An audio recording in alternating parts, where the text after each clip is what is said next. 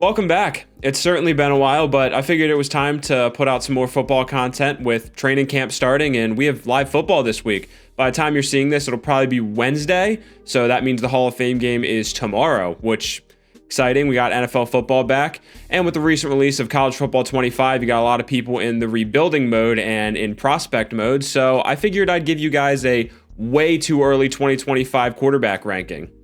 Now, much has been said about this quarterback class, and not necessarily in a positive way. Many people see it as a considerable step down from the 2024 class, and they compare it more to the likes of the 2022 class, where Kenny Pickett was the only quarterback to go in the first two rounds. Now, I think all five of these guys could and probably should go in the first two rounds next year, but we're a year away. Anything can happen, and honestly, if I'm giving out grades this early, there's really only one guy who I would give a true first round grade to. So that's kind of where we're at with this class, but without further ado, let's hop into the rankings, starting with number 5.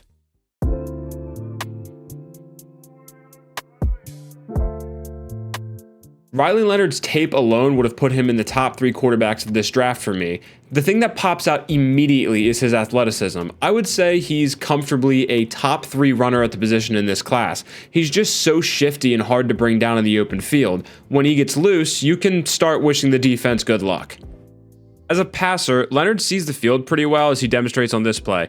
You'll see a shallow sit combination here, and I want to highlight this sit route because in a lot of offenses, route combinations with shallow crossers will include an option to break off the route and sit down versus zone coverage. Routes like this take a smart receiver and a smart quarterback who are both on the same page to pull off. So, when I see Riley Leonard identify zone coverage here and immediately know where he's going with the ball, I tend to think that his head is in the right place and he's done plenty of work with his receivers to rep these types of plays. These two things give Leonard a pretty high floor as a prospect, even with middling arm talent, but I think he has an adequate amount, so it's not necessarily my biggest concern with him. At least on tape, that would be his accuracy. And one of the reasons why I think he's inaccurate at times is because his mechanics get inconsistent when he tries to compensate for his arm. He also struggles with pressure at times. He tends to feel pressure a little too early and run himself into sacks and, pressures at inopportune times. But even with these flaws, I would still give him a tape grade in the top 3 of anyone here. So why is he at 5? Well, injuries. And this wouldn't be concerned if it was just a one-time thing, but he's had quite the history. All I'm about to tell you is just in 2023 alone. In late September, Riley Leonard suffered a high ankle sprain against Notre Dame, and then 2 weeks later, he re-aggravated that same ankle sprain. And then a few weeks later, he suffered a toe injury that kept him out the entire month of November, and then he came back playing through injuries. 2024 comes around, he transfers to Notre Dame. First week he gets there in January, they look at his ankle, they determine, hey, that hasn't fully healed yet, and he has to get tightrope surgery. 2 months later, it's March, spring ball rolls around, that ankle has not fully healed, and they had to replace a plate in his ankle and do surgery yet again. So, there is very real reason to be skeptical of Riley Leonard's health. I think the way you can use Leonard in the run game and the way that he is aggressive and attacking the middle of the field would fit really well in an offense like Arthur Smith's in Pittsburgh, for example. I guess all I'm trying to say here is I love Riley Leonard's tape, but when a guy has 2 ankle surgeries in 2 months, it tends to make me a little bit concerned, and I felt like I had to be responsible, especially when these next 2 guys are right in that ballpark as well.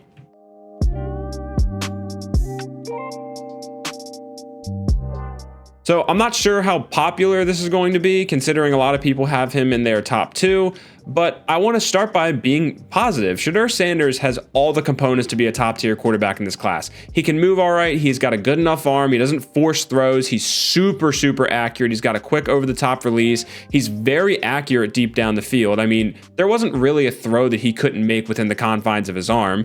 But I would have liked to see him test more tight windows because I felt like his ball placement was good enough to do so. He just had a couple turndowns on his tape.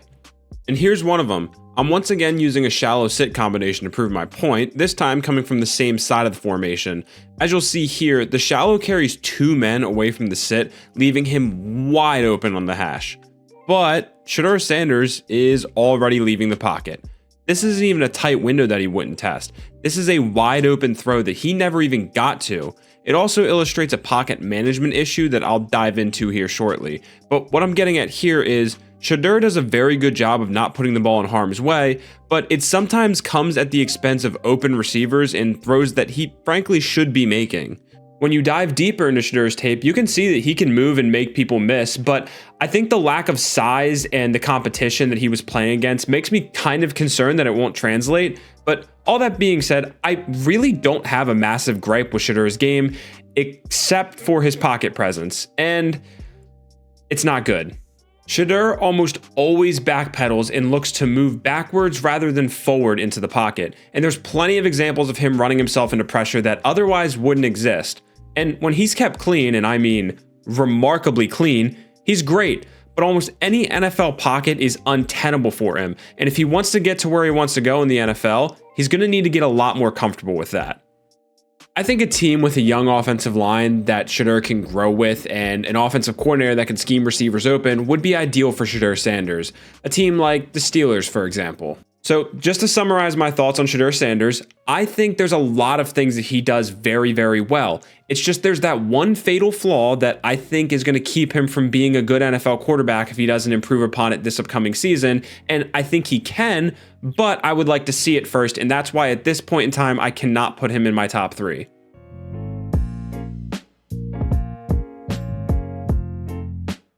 So Kaidon Salter is an exciting prospect in that there are a ton of high-level throws on his tape. He has a gorgeous deep ball that his arm actually affords him the ability to be late on at times. He's really dynamic with the ball in his hands, and his accuracy is a plus trait as well, especially deep down the field as I just mentioned.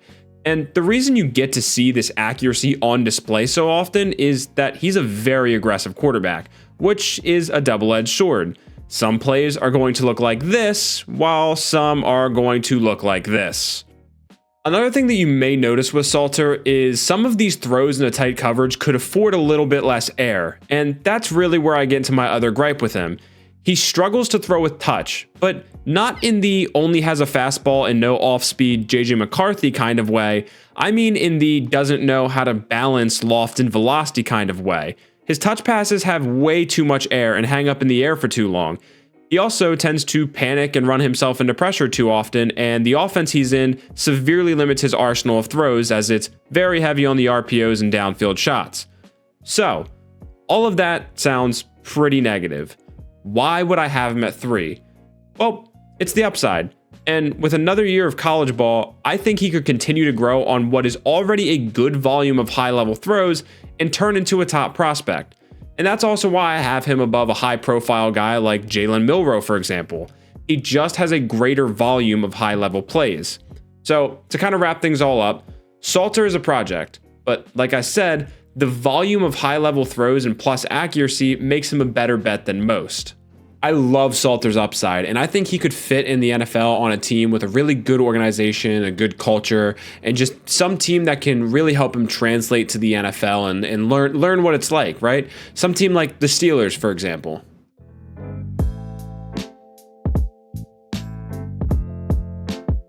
So I'm sure there were a lot of people expecting to see Beck at number 1, and there are valid reasons for that. He executes the Georgia offense at a very high level. He's an accurate quarterback who already shows off advanced processing for his age.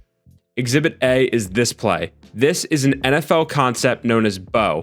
It's a 2-level concept involving an arrow route which can be run from the slot like a stick route or from the number 1 on an angle like Ladd McConkey is doing here. Behind it is a basic in route that essentially wraps around the arrow, hence the name bow. The conflict defender on this play is going to be the will, and it's one thing to read this out correctly. A lot of quarterbacks can high-low an off-ball linebacker, but what's really cool is to see one at the college level who can anticipate the in-breaker the moment the conflict defender makes a step towards the low man. And that's exactly what Beck does here. Timing dig routes is something that I will always value in a quarterback since all the best offenses today are doing it. It's a point that I will continue to hammer home as long as people are willing to listen to me talk about football. In addition to this, his pocket presence is good, and on the rare occasion that he does drift into pressure, he can remain calm and avoid it. He has good enough mobility to extend plays with his legs. He's shown that he's learning to anticipate even if he's usually throwing to wide open receivers. He has enough arm strength even if it's not overpowering, and Beck will not force throws when they are not there. So all of that is nice, but there's nothing that separates him from the other prospects. His arm is good enough, like I said, but these deep balls tend to be too far inside and not as accurate as his throws to the intermediate areas of the field. So while I have him at 2 for all the things he does well, there's not an identifiable elite trait that would make him an elite quarterback prospect. I think Beck could probably fit on just about any team as a starter or any team that needs a starter. And there's a couple out there with an uncertain future quarterback situation and a team that likes to attack the middle of the field, or their offensive coordinator does at least. Some team like the Steelers, maybe. Okay, so now without further ado, my number 1 quarterback in the 2025 class is...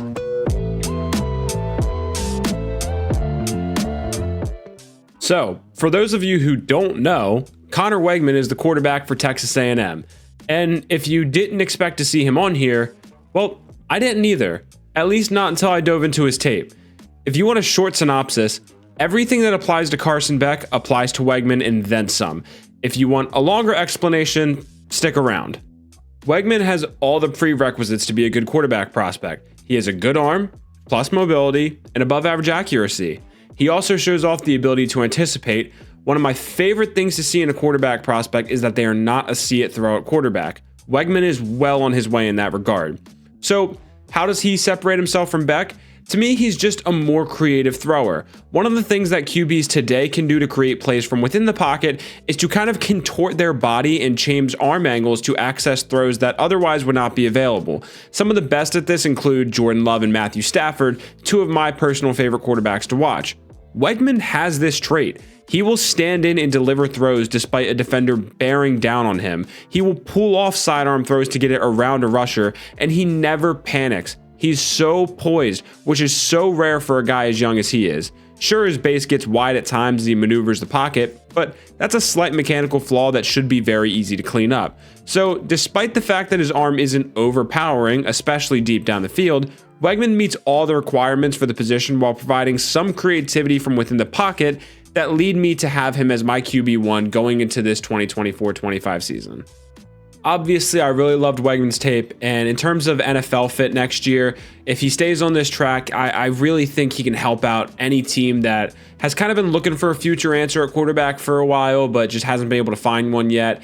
And, I think that team might be the Steelers. Before I end the video, I want to talk about a few guys that just missed the top 5 in case you guys were curious. Most notably Jalon Daniels and Jalen Milroe. Jalon Daniels missed the top 5 mostly because of injury concerns, kind of in the same boat as Riley Leonard, which is why they're pretty much in the same area. Jalon Daniels is very talented. There's a couple things to work on, but he's a very good quarterback. He's just been hurt throughout his entire college career. I really hope he can finally piece it together this year.